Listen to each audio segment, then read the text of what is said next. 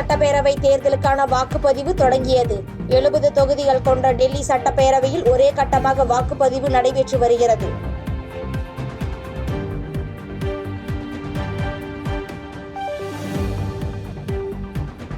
ஈரோடு கிழக்கு தொகுதி இடைத்தேர்தலுக்கான வாக்குப்பதிவு தொடங்கியது.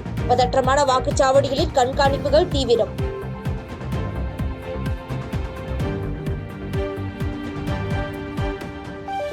நாட்டில் கடந்த 10 ஆண்டுகளில் 25 கோடி பேர் வறுமையில் இருந்து மீண்டுள்ளதாக பிரதமர் மோடி பெருமிதம். நடுத்தர மற்றும் சாமானிய மக்களை அரசு முன்னேற்றியுள்ளதாகவும் மக்களவையில் பேச்சு.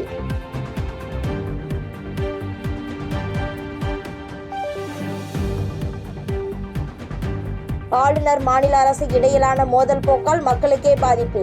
மசோதாக்களுக்கு ஆளுநர் ஒப்புதல் அளிக்காமல் கிடப்பில் போடுவதாக தமிழக அரசு தொடர்ந்த வழக்கில் உச்சநீதிமன்றம் கருத்து.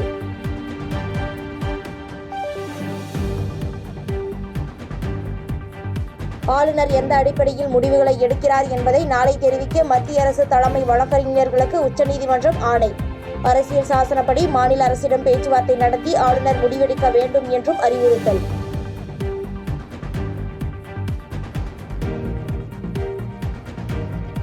சட்டவிரோதமாக குடியேறிய இந்தியர்களை வெளியேற்றும் நடவடிக்கையை தொடங்கியது அமெரிக்கா. முதற்கட்டமாக 200க்கும் மேற்பட்ட இந்தியர்களுடன் அனுப்பி வைக்கப்பட்ட ராணுவ விமானம் அமிர்தசரஸில் தரையிறக்கப்படுவதாக தகவல்.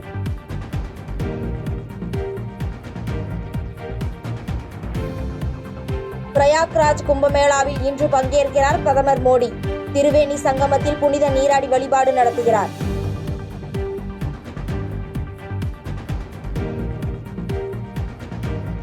கும்பமேளாவில் கூட்ட நெரிசல் ஏற்பட்டது மிகப்பெரிய விஷயமல்ல. பாஜக எம்பி ஹேமமாலினி கருத்தால் சர்ச்சை.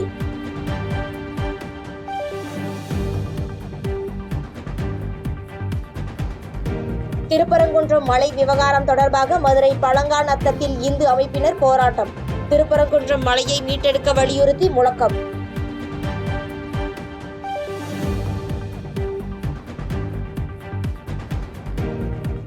திருப்பரங்குன்றம் கோயிலில் பக்தர்களுக்கு அனுமதி இல்லை என வெளியான தகவலுக்கு கோயில் நிர்வாகம் மறுப்பு. பக்தர்கள் வழக்கம் போல் இடையூறு இன்றி சுவாமி தரிசனம் செய்வதாக விளக்கம்.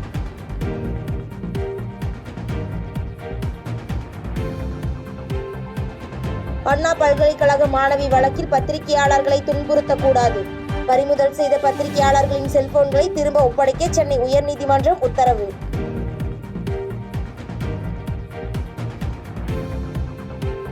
கள்ளக்குறிச்சி மாவட்டத்தில் கிராம நிர்வாக அலுவலகத்தில் நுழைந்து விஏஓ மீது மாட்டுச்சாணம் வீசி தாக்குதல்.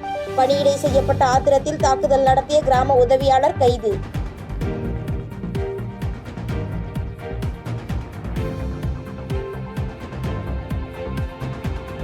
நீலகிரி வரும் பேருந்துகளில் பயணிப்பவர்களிடம் தடை செய்யப்பட்ட பிளாஸ்டிக் இருந்தால் அந்த பேருந்தையே பறிமுதல் செய்ய வேண்டும். பிளாஸ்டிக் பயன்பாட்டை கட்டுப்படுத்தும் விதமாக சென்னை உயர்நீதிமன்றம் உத்தரவு.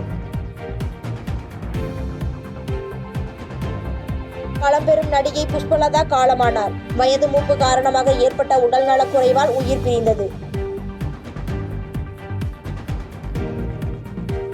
ஸ்வீடனில் பள்ளி வளாகத்தில் நடத்தப்பட்ட துப்பாக்கிச் சூட்டில் 10 பேர் உயிரிழப்பு. நாட்டிற்கு வலியை ஏற்படுத்திய தினம் என ஸ்வீடன் பிரதமர் இரங்கல்.